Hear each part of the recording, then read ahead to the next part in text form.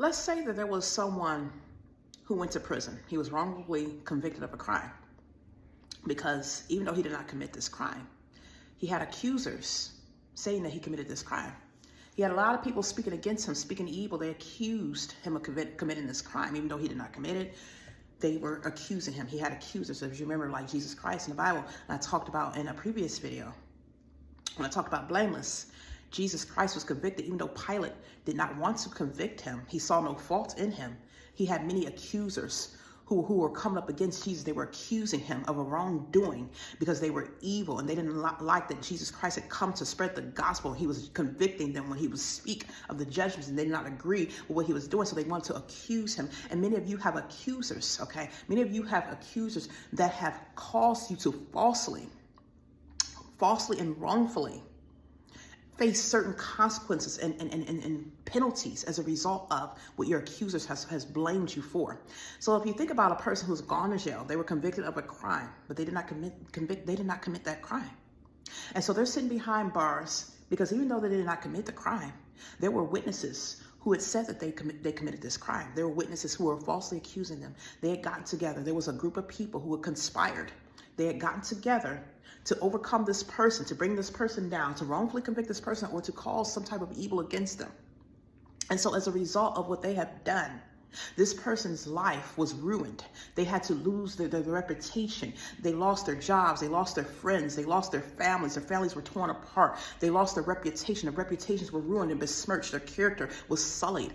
And they have lost a lot. Their time, if they even know if a person wrongfully go to jail, they lose a lot of time behind bars, a lot of things that were going on in their lives. This time they've lost out of. They've lost time with their families. They've lost time and lost relationships. They might not have been able to have a relationship. Maybe their marriages have fell apart as a result of this.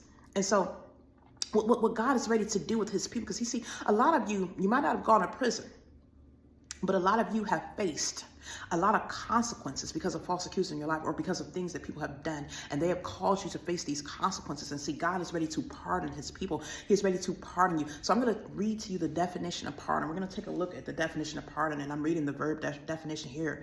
And in the Merriam-Webster dictionary, it says here, to absolve from the consequences of a fault or crime, to allow to pass without punishment, to forgive.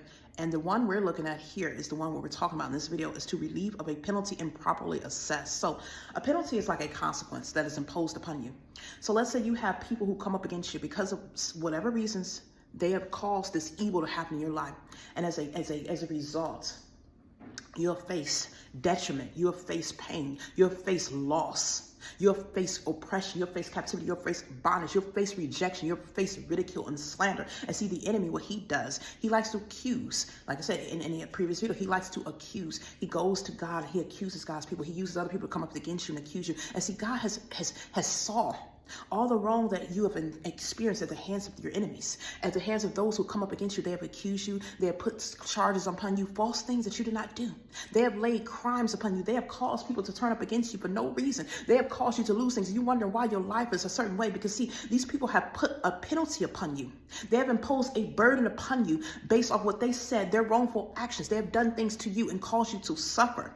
And so God is ready to pardon. If you know, when a person is in jail, whether they committed a crime or not, if they have been convicted and they have been sentenced, they can go to the warden, and they ask him to pardon them. They ask to be pardoned, meaning they are relieved of it. They are alleviated now of the punishments and consequences that's come along with whatever it is that they were charged with. And so this is what we're going to God for, because God is ready to pardon his people, because he has seen the unjust for many years where your enemies have come up against you and wrongfully accused you. They have put charges upon you, and you have suffered as a result of these verdicts have been laid against you. And so God is ready to pardon his people, meaning he is ready to alleviate you of the burden. He is ready to strip you of the load and the consequences that have been wrongfully assessed and imposed upon you because of what your enemies have done. He has seen your enemies eating, drinking, and being merry, laughing, and not having a care in the world, as they have sentenced you to prison for life for something that you didn't even do.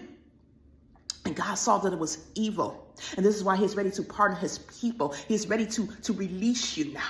He's ready to set the captives free, because see, that's why he came here. See, his blood has been shed so we can receive redemption so we can receive redemption from and be pardoned and absolved of what the enemy has put upon us, what the enemy has charged us with and blamed us, even if you did do the wrong, and the enemy has called you to do, and you have a penitent heart, you are remorseful, and you have turned to God. God is ready now to pardon you.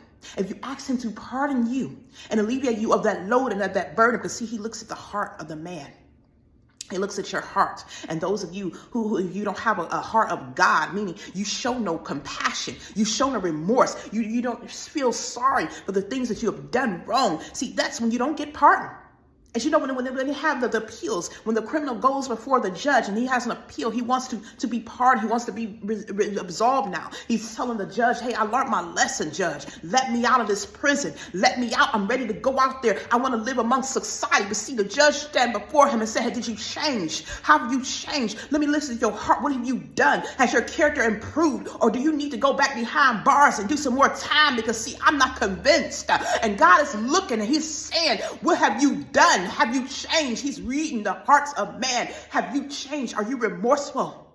Are you ready to walk and follow me? Are you ready to pick up your cross? See, God is ready to pardon those of us who have been wrongfully accused, those of us who have wrongfully suffered, and those of us who the enemy has put in captivity and has taken our lives to and held us in bondage, even though we might have committed some offenses. See, if you have learned your lesson, you have a penitent heart, and you're ready now to come to God and renounce of all those sins and let go of it, God is ready to pardon you. He is ready to pardon his people, those who are ready to follow him and serve him and live for him, those who are going to carry out his work and do his plans and carry out his will on this earth, who are not going to compromise, who are not going to sit here and dabble in sin and then be entangled in the cares of the world. They're going to follow him and pick up their cross. He is ready to pardon you. So ask God to pardon you today in Jesus' name.